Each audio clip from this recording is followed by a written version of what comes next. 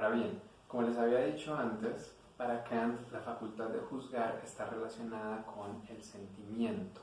Y esto es muy importante porque precisamente la posibilidad de esta unidad del sistema y de que la facultad de juzgar sería la tarea de buscar un principio de unidad para todo lo contingente radica en el sentimiento de placer. ¿Qué quiere decir eso? ¿No? O sea, por qué vincular esta tarea de la razón, de buscar la unidad de todo lo contingente a través del sentimiento de placer? Este es un punto también muy llamativo y digamos que por eso es que la crítica de la facultad de juzgar se convierte en un momento tan problemático para todo el sistema kantiano, porque precisamente aquí Kant empieza a introducir algunos elementos que no habían sido contemplados antes. Entonces, en el cierre de la crítica, Kant empieza a meter todo lo que se había quedado por fuera. Entonces ya vimos, tiene que enfrentarse al problema de la contingencia de la naturaleza porque precisamente esa contingencia excede el concepto de experiencia posible que había construido en la crítica de la razón pura. Ahora, aquí con esta cuestión, esta relación entre unidad total y sentimiento de placer, Kant comienza a elaborar una teoría de la sensibilidad que excede el problema planteado en la estética trascendental. Pues ahí lo que se determina como sensación es desbordado en esta última crítica por el sentimiento. Si ustedes recuerdan, en la sesión anterior habíamos visto la diferencia entre sensación y sentimiento, ¿no? Donde sensación se refiere al lado objetivo, ¿no? Es decir, a aquello que todos podemos compartir que está dándose en el fenómeno, mientras que el sentimiento tiene que ver con la manera subjetiva, es decir, con aquella forma como cada sujeto es afectado por eso que es sentido. Entonces, descubrir la unidad de lo contingente es una ocasión para sentir placer. ¿Sí? O sea, es muy interesante también aquí la manera como Kant lo pone, ¿no? O sea, para Kant hay placer cuando se descubre la unidad de lo contingente, ¿no? O sea, si volvemos al ejemplo de Linneo y su taxonomía, en las palabras que Kant estaba manejando esto, ¿no? Cada vez que Linneo era capaz de agrupar un grupo de plantas primero como especie, luego como género, luego como familia, luego como orden, hasta llegar al reino, cada uno de esos momentos donde se puede descubrir ese orden y esa unidad genera un placer, ¿no? O sea, hay una relación entre placer y conocimiento. Pero además, ese placer se repite, ¿no? Aquí en el caso de cada vez que va clasificando y clasificando entonces y que encuentra nuevas unidades y cómo se pueden ir agrupando cada vez más grandes, entonces el placer se va repitiendo una y otra vez y eso lleva entonces a otro sentimiento que es el de admiración, sin importar cuán familiarizados ya estemos con ese objeto, ¿no? Cada vez que aparece hay una admiración sobre eso.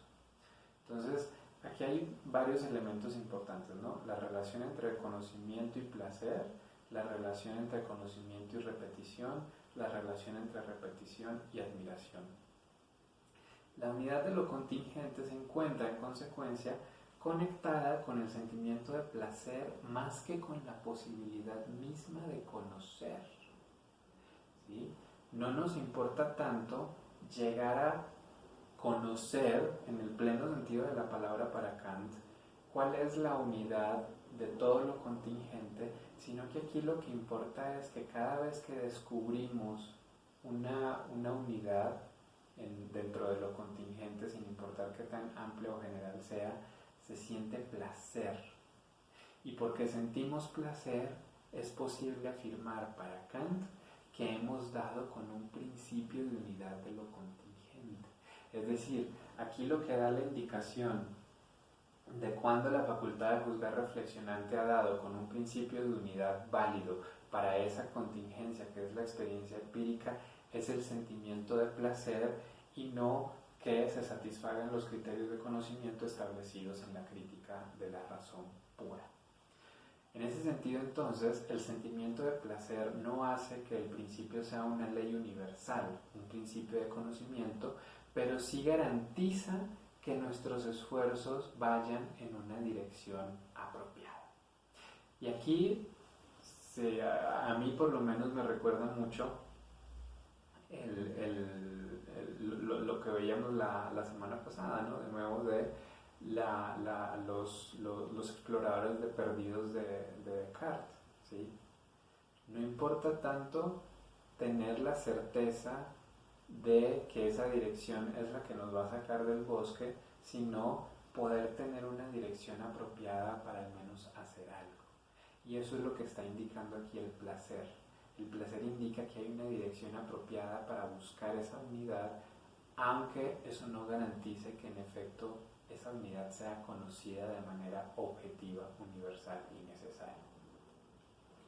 Entonces, el sentimiento de placer es la brújula que orienta a la razón en su búsqueda de la unidad total de los fenómenos de la naturaleza.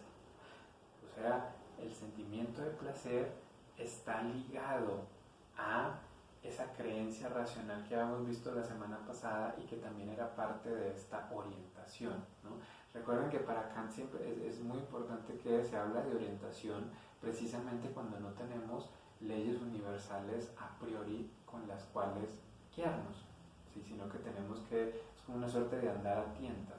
Entonces ahí es donde es tan importante tanto la creencia racional como lo que él muestra aquí como este sentimiento de placer en relación a el conocimiento de la experiencia, de la unidad de lo contingente en la naturaleza. El sentimiento además pone relevancia a la necesidad del sujeto que siente y que es movido por ese sentimiento, ¿sí? Entonces, y aquí hay una cita de Kant que está en la página B54 y B55 que dice: el efecto según el concepto de la libertad es el fin final que debe existir, él o su fenómeno en el mundo de los sentidos, para lo cual se presupone su condición de posibilidad en la naturaleza, del sujeto como ser sensible, o sea, como hombre. Y este es el punto donde se hace más evidente, a mi modo de ver, la clausura o cierre ahora sí total del sistema. Porque precisamente cuando el sentimiento pone relevancia a ese sujeto, estamos regresando a la revolución copernicana con la que empezó la crítica de la razón pura, donde, si ustedes recuerdan, lo que veíamos era que es el sujeto el que condiciona y determina los objetos del conocimiento y no los objetos los que determinan el conocimiento del sujeto. Y aquí, entonces, Kant nos está diciendo, como esta unidad de lo contingente y por lo tanto el cierre del sistema solamente se puede dar a través del sentimiento de placer, y ese sentimiento de placer le ocurre a un sujeto en particular, que es el que está tratando de conocer y de armar toda esta unidad, entonces todo el sistema depende precisamente de ese mismo sujeto, ¿sí? Entonces, en sus últimas instancias, la empresa crítica regresa sobre su punto de partida, es decir, el ser humano, el sujeto que conoce, siente y actúa. Y en esa medida, el ser humano entonces aparece en la clausura del sistema crítico kantiano como el único sujeto en el cual puede ocurrir ese cierre, precisamente porque es el único ente, el único ser que habita esos dos dominios, ¿sí? Y que esto ya lo discutimos bastante con nuestra pequeña inmersión en la filosofía práctica, ¿no? Ahí encontramos al ser humano como una cosa en sí, como una entidad inteligible, como un ser exclusivamente racional, pero no podemos desconocer que también está el ser humano fenoménico, es decir, aquel que podemos percibir, que podemos experimentar y que es en últimas el que actúa y hace cosas. Entonces, al final, todo el sistema kantiano depende por completo de la manera como él construye a la humanidad, al ser Pues es justamente de ahí de donde se parte al decir que es el ser humano el que configura la realidad que conoce y al mismo tiempo es sobre lo que llega, pues precisamente si no hay un ser humano que sea capaz de pensar ese orden, esa unidad de todo lo natural y de todo lo material conocido y existente, entonces si no está ese ser humano, esa idea de unidad y de totalidad no existiría. Por lo tanto, toda la filosofía tampoco existiría. De manera que si hay, o más bien, la condición de posibilidad de pensar la filosofía como esta tarea de pensar a partir de conceptos racionales todo lo que hay, solamente tiene sentido en tanto que hay un ser humano que tiene esos conceptos y que puede pensar de esa forma, ¿sí? Incluida, ¿no?, la posibilidad de pensar una racionalidad superior a la suya, que fue la que creó todo lo que existe. Pero si no hay ser humano, ni siquiera eso se podría pensar. Por lo tanto, incluso el ser humano es condición de pensar a esa entidad. ¿Sí? Y del ser humano, ahora sí, tenemos la certeza de que existimos y de que somos efectivos, cosa que no ocurre con Dios, que con Dios solamente podemos tener la creencia racional de que ahí está y de que fue el que creó todo.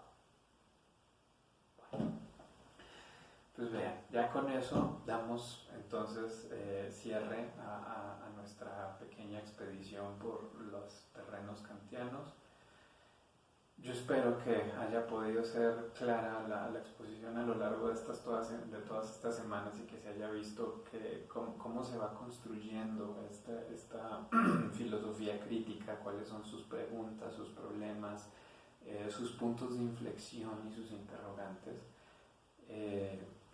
Y pues ya no más resta entonces que nos veamos en la próxima sesión presencial para que discutamos algunos aspectos de eso, de esta lectura y pues cualquier otra duda que puedan tener. Y ya lo que sigue y con lo cual finalizaríamos el curso, pues tiene que ver con esta pequeña digresión o excursión hacia algunas discusiones contemporáneas sobre la discapacidad y cómo eso entonces alumbra el sentido de la capacidad en Kant. Pero bueno, eso entonces ya nos queda para las siguientes semanas y para finalizar también el curso. Por lo pronto, pues les deseo que se encuentren muy bien, que sigan bien, que puedan descansar, leer, comer, ser felices. Y pues ahí nos vemos entonces en la próxima sesión. Cuídense, chao, chao.